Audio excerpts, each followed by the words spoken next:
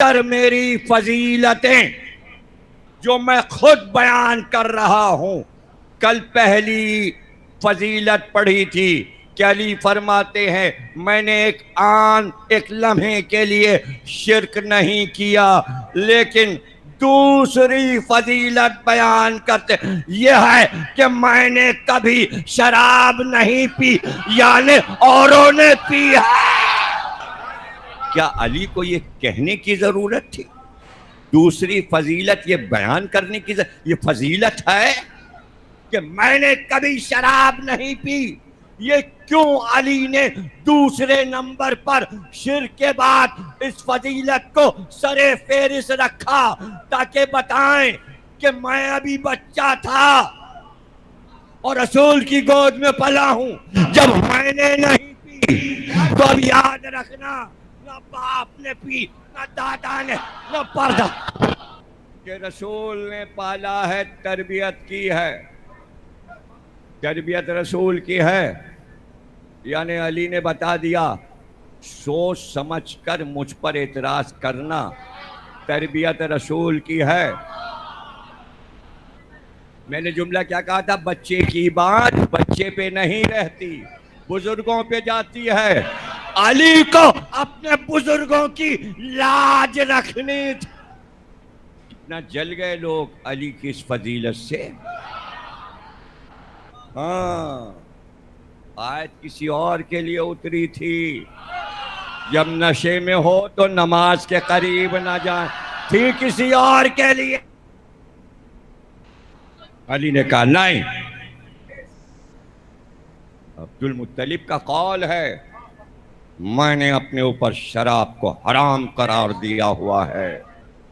جس کا دادا یہ کہہ رہا ہے اس کا پوتا یہ بول رہا ہے.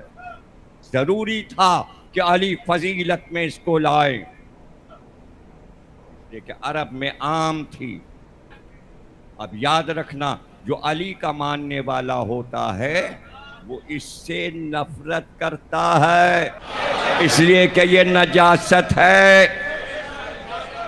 اور یاد رکھنا اگر کسی میں یہ عیب نہ ہو اور اگر آپ لگا دیں الزام جھوٹا تو اس کی سزا اسلام نے رکھی ہے کہ اتنے ہی کوڑے مارو جتنے کوڑے شراب پینے پہ مارے جاتے ہیں.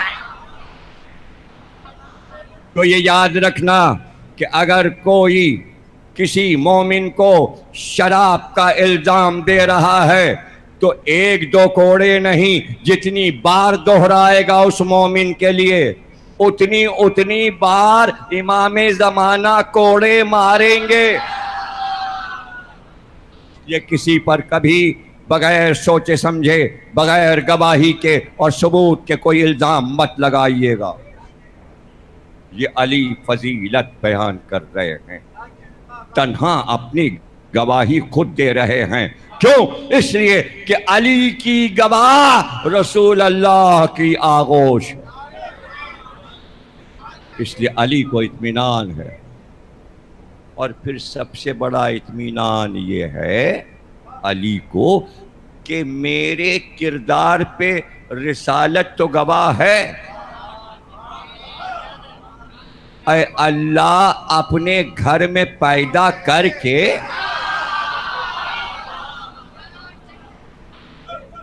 گویا کعبے کی گواہی بھی لے لی کہ میں طاہر و اطہر باپ کا بیٹا ہوں، طاہر و اطہر عصمت ماں بی بی کا بیٹا ہوں، اور عصمت ماں گود میں پلا. ایک ایک فضیلت کی میں تشریح کرتا جا رہا ہوں. دوسری تقریر اور دوسری فضیلت اب فرماتے ہیں. تیسری فضیلت یہ ہے کہ رسول خدا نے میرے بچپن میں میرے والد سے مجھے مانگ لیا تھا، لہذا میں نے ان کے ساتھ کھایا پیا، میں ان کا مونس ہوں اور میں ان کے ساتھ گفتگو کرنے والا ہوں. یعنی نبی نے اپنا ساتھی خود انتخاب کر لیا کہ مجھے باتیں کس سے کرنی ہے. مجھے باتیں کس سے کرنی ہیں؟ بچے سے باتیں ہوتی ہیں؟ ہاں ہوتی ہیں لیکن بزرگ کی زبان بدل جاتی ہے. عجیب بات ہے. ارے بھائی بچے کی زبان آپ بدلیے لیکن زمانے کا عجیب دستور ہے. ابا تتلانے لگتے ہیں. ارے جو آئے گا بچے سے گفتگو شروع ہوئی اور تتلانے لگے. ہاں تو بیٹا کیا تھا دے لو. ارے وہ بول رہا ہے تتلا کے تو آپ بھی تتلا کے. لاڈ ہے، پیار ہے. پتہ چلا زبان بچے سے بات کرنے کے لیے اختیار. میں تو یہ کہوں گا اگر آپ تتلا کے بات نہ کرتے وہ کبھی تتلاتا ہی نہیں. اگر آپ صاف صاف زبان اپنی بولتے تو وہ خود ہی سوچتا کہ جو لفظ یہ بول رہے ہیں وہی ہم بولے. تو پھر ہم زبان ہونا ضروری ہے. بچے کی زبان پہ نہ جائیے، آپ اپنی زبان میں بات کیجئے تو بچہ پھر آپ کی زبان میں بات کرنے لگے گا. اچھا تو کتنے بڑے بچے سے بات ہوتی ہے؟ کہتے ہیں جب بچہ گود میں لے کر بزرگوں کے پاس لایا جاتا ہے تازہ نومولود، تو اس کے ہونٹوں پہ وہ پہلے سے تیاری ہوتی ہے. چاندی کی کٹوری میں زعفران گھول کے رکھتے ہیں اور ذرا سا زعفران لے کے بچے کے ہونٹ پہ لگا دیتے. بس زعفران لگا اور وہ مسکرایا. یہ بچے کی پہلی مسکراہٹ ہوتی، ورنہ پیدا تو روتا ہوا ہوتا. یعنی اب رو چکا، اب یہ مسکرائے، اس کی زندگی مسکراتے گزرے. اس لیے زعفران کو تشبیہ دیتے ہیں ہنسی سے. زعفران زار ہو گئے، یعنی ہنستے ہنستے زعفران کھلنے لگا. یہ وجہ پتہ ہے زعفران سے ہنسی اور مسکراہٹ کا کیا رشتہ ہے؟ اب ایسی باتیں بتاتے ہیں آپ کو، اس پہ کوئی تبصرہ نہیں کرتا جو ہم اتنی معلومات میں اضافہ کر. کشمیر میں زعفران کے باغ ہوتے ہیں لیکن وہ باغ زمین میں نہیں اگتے. کشتیاں تیر رہی ہوتی ہیں دریا میں اور کشتی میں زعفران بویا ہوتا ہے. تو مشہور یہ ہے کہ اگر زعفران جب کھل اٹھتا ہے، زعفران کا پھول جب کھلتا ہے، جیسے انسان کی نظر زعفران کے کھیت پہ پڑتی ہے وہ ہنسنے لگتا ہے. اس لیے یہ محاورہ آیا، یہ تو زعفران زار ہو گئے. زعفران دیکھ کر ہنسی آتی ہے بلکہ زعفران کا نام سن کر ہنسی آتی ہے، اس لیے بچے کے ہونٹوں پہ زعفران لگا دیتے ہیں. تو اب پہلی گفتگو جو ہوتی ہے وہ اشارے میں ہوتی ہے. یعنی بزرگ کے پاس لایا گیا تو انہوں نے یہ والی انگلی یہ رکھا، یہاں پہ بچے کو گدگدی ہوتی اور وہ ہنسا، آنکھیں کھولی اور مخاطب ہوا اور گونگا شروع ہو گئی. یہ پہلی گفتگو بزرگوں کی بچے سے شروع ہوتی ہے. بھائی بس یہی کہتے ہیں عباس بن عبد المطلب کہ ہم نے یہ دیکھا کہ پہلے ایک سایہ برآمد ہوا اور وہ رکن یمانی کی طرف گیا، اور پھر ہم نے یہ بھی دیکھا چاندنی رات تھی، 13ویں کا چاند تھا، کامل ہو رہا تھا، اور وہ سایہ پھر کعبے کے اندر چلا گیا. سمجھ میں نہ آیا کہ اندر کیسے سما گیا. پھر اس کے بعد ہم نے دیکھا کہ دن نکلا، دن چڑھا، تو میں نے دیکھا عبداللہ کا لال دوش پہ چادر ڈال کر تیز قدموں کے ساتھ کعبے کی طرف چلا. کعبے کی طرف چلا لیکن کعبے کے دروازے میں تالا لگا تھا. تو ہم نے یہ دیکھا کہ عبداللہ کا بیٹا رکن یمانی کی طرف گیا. یہ رکن یمانی کیا ہے؟ یعنی 4 کونے تقسیم تھے کچھ قبائل کے لیے کہ اتنے اتنے قبائل اس کونے پہ دعا کریں گے.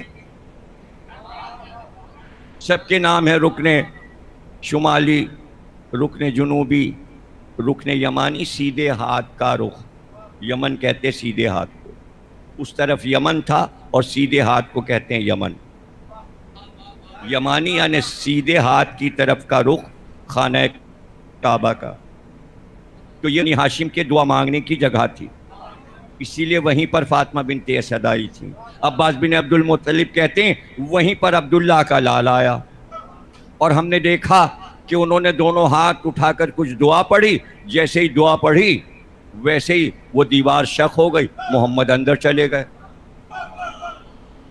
کعبے کے دروازے میں تو تالا پڑا تھا، اور پھر دیکھا کہ اسی طرف سے دیوار پھر شق ہوئی، ایک بار نہیں ٹوٹی، 3 بار ٹوٹی ہے، اس لیے اب تک ٹوٹی ہوئی ہے۔ اور پھر ہم نے دیکھا کہ آگے آگے محمد تھے، پیچھے خاتون برقع پوش چادر میں تھی، اور نبی کے ہاتھوں پر نومولود۔ یہ ہے جناب، اندر داخل ہوئے رسول اللہ، قریب پہنچے، ابھی تو آمد ہوئی ہے، اب وہاں زعفران، مسکراہٹ، رونا اور یہ اور وہ، تو یہاں تو پتہ چلے کہ یہاں کیا ہوا۔ ہاں یہاں کیا ہوا؟ حسین بخش جاڑا حجت الاسلام ہے، عالم ہے، 14 جلدوں میں تفسیر قرآن لکھی ہے، چھپی ہوئی آپ کو 14 کی 14 جلدیں مل جائیں گی۔ سورہ مومنون کھولیے گا، اور جیسے ہی آپ کھولیں گے بسم اللہ الرحمن الرحیم، پہلی آیت، اس پہلے آیت پہ نشان بنا ہوگا، کس کی تفسیر حاشیے پہ دیکھو تو آپ نیچے لکھا ہوا دیکھیں گے، پہلی آیت کے ہی ذیل میں سورہ مومنون کے نیچے ایک واقعہ حسین بخش جاڑا نے لکھا ہے، اور وہ یہ لکھا ہے کہ رسول اللہ کعبے میں پہنچے، فاطمہ بنت اسد کی گود سے علی کو لیا اور اپنے ہاتھ پر علی کو لیا، اور لینے کے بعد اب وہ لکھ رہے ہیں ذمہ دار حسین بخش جاڑا ہے، میری ذمہ داری نہیں ہے، بچے کو ہاتھ پہ لیا، اور جیسے ہی بچہ ہاتھ پر آیا ایک بار رسول اللہ نے فرمایا یا علی کچھ سناؤ۔ کیا سناؤں؟ توریت سناؤں، زبور سناؤں، انجیل سناؤں، قرآن سناؤں؟ دعوت ذوالشیرہ شروع ہوگا، علی 12-13 برس کے ہوں گے، نبی 40 برس کے ہوں گے، پھر پہلی وحی اقرا آئے گی، ابھی تو علی آئے ہیں، علی آئے ہیں، آیا نہیں آیا۔